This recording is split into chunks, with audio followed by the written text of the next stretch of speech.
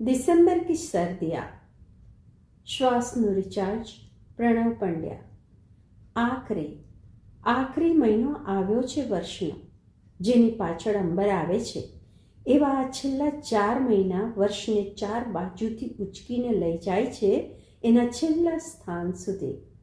અંત કાયમ ગમગીન જ હોય એવું જરૂરી નથી, પણ ક્યારેક નવી આશા જૂની નિરાશાને નવા દિલાસાના પતાસા આપીને ફોસલાવતી રહે છે. If winter comes, can spring be far behind? વાળી ફિલસૂફીની પૂર્વ શરત તો પૂર્વાર્થમાં જ છે કે શિયાળો આવી ગયો છે. ડિસેમ્બર આવે છે પછી જ નવું વર્ષ આવે છે, પણ ડિસેમ્બર થીજાવી દેવા પર્યાપ્ત છે.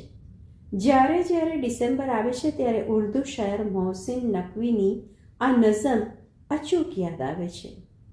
કઈ સાલ ગુજરે કઈ સાલ बीते, शब और राज की गर्दिशों का तसलसल, दिल व जान में सांसों की परतें उल्टे हुए, जल जलो की तरह हाँफता है, जल जलो की तरह हाँफता है. चटकते हुए ख्वाब आंखों की नाजुक रगे छिलते हैं, मगर मैं 1 साल की गोद में जागती सुबह को बेकरार चाहतों से अटी जिंदगी की दुआ देकर अब तक वही जुस्तजू का सफर कर रहा हूँ. गुजरता हुआ साल जैसा भी गुजरा, मगर साल के आखिरी दिन निहायत कठिन है. मेरे मिलने वालों, नए साल की मुस्कुराती सुबह गर हाथ आए तो मिलना, कि जाते हुए साल की सातों में ये बुझता हुआ दिल धड़कता तो है, मुस्कुराता नहीं. दिसंबर मुझे राज आता नहीं. ડિસેમ્બર તો પાછું આવે છે, પણ ડિસેમ્બર સાથે ડૂબી ગયેલું વર્ષ ક્યારેય પાછું નથી આવતું.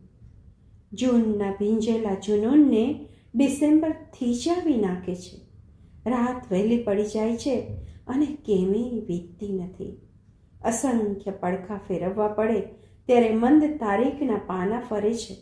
વૃક્ષોના પાન ખરી ખરીને ઢગલો થાય છે, પણ તારીખનું પણ ઝટ દઈ ખરતું નથી કેલેન્ડર પરથી. અંધારું જલ્દી થઈ જાય છે, આંગણામાં પણ અને આપણામાં પણ. આવા સમયે પાસે હૂંફ હોય તો જ ટકી શકાય. શુષ્કતાના સમયમાં કાં તો તાપણું જોઈએ અને કાં કોઈક આપણું. આ આપણાની પ્રતીક્ષા આકરી બની જાય છે. આ દીર્ઘ અંધારામાં મન કેમેય કોળતું નથી આ સમયમાં. હા, ખીલવાની ઋતુ જ નથી, કેમ કે ખીલવા માટે ઉષ્મા જોઈએ, અને આપણો તો સૂરજ જ આઘો જણાય છે હમણાં. સૂરજ દરરોજ ઉગે છે, પણ સૂરજને પ્રતીક્ષાનો અર્ધ્ય માત્ર શિયાળામાં જ અર્પણ થાય છે. કાળની ડાળ પર કાલ સવારે ખીલવાના સ્વપ્ન લઈ સૂતેલી કૂપળ પર બરફનું તાળું મારી દે છે ડિસેમ્બર. બરફ ઓગળે તો જ કૂપળ કોળે, અને બરફ તો જ ઓગળે જો સૂરજ નીકળે. દરેક ડાળને પ્રતીક્ષા હોય છે પોતાના સૂરજની. રામની પ્રતીક્ષા માત્ર શબરીને જ ન હોય. બોરડીની ડાળ અને ડાળ પરના બોર અને એ બોરને સાચવતા પાન પણ રામની પ્રતીક્ષા કરતા હોય. કોઈની પ્રતીક્ષા માટે આંખને સીમાડા સુધી લંબાવવી પડે ત્યારે આ સીમાડોય ઢંકાઈ જાય છે શિયાળાના ધુમ્મસથી. ગાઢ ધુમ્મસ પણ તમસ જેવું દ્રશ્યને દેશવટો આપે આંખથી. શીત કટિબંધના પ્રદેશમાં કંઈ ચૂકતું નથી. બરફ નથી તો ખવાતો કે નથી પીવાતો. થીજી જઈશું તો બધી જ પાત્રતા ખોઈ બેસીશું. પીગળી જઈશું તો વેતા રહીશું. પાણી થીજી જાય છે તો એનું વહન અટકી જાય છે. પાંખો થીજી જાય છે તો એનું ઉડ્ડયન અટકી જાય છે. પ્રેમ થીજી જાય છે તો જીવન અટકી જાય છે.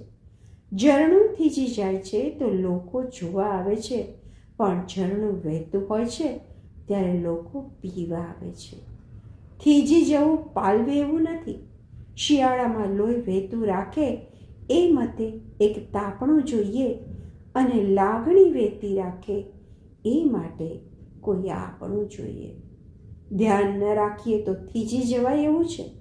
વાતાવરણ પણ અને અંતઃકરણ પણ. હૂંફ જરૂરી બની છે, તનને પણ અને મનને પણ. કાયમ ગેરહાજરીમાં જ સાચું મૂલ્ય સમજાય છે, પછી એ વ્યક્તિ હોય, વસ્તુ હોય કે ઋતુ. એવું પણ બને કે આપણે ભલે આપણા સૂરજની, આપણી હૂંફની, આપણી ઊર્જાની પ્રતીક્ષા કરતા હોઈએ. શક્ય છે કે આપણે જ કોઈકનો સૂરજ, કોઈકની હૂંફ, કોઈકની ઊર્જા હોઈએ અને એ આપણી પ્રતીક્ષામાં લીન હોય. કોઈકની પ્રતીક્ષા થીજીને અહલ્યા સમી પાષાણ બની જાય એ પહેલાં એને ઊર્જાનો સ્પર્શ મળવો જ જોઈએ. Charging point. यादों की शाल ओढ़ के आवारा गर्दिया, काटी है हमने यूं भी दिसंबर की सर्दियाँ. अज्ञात. अस्तु.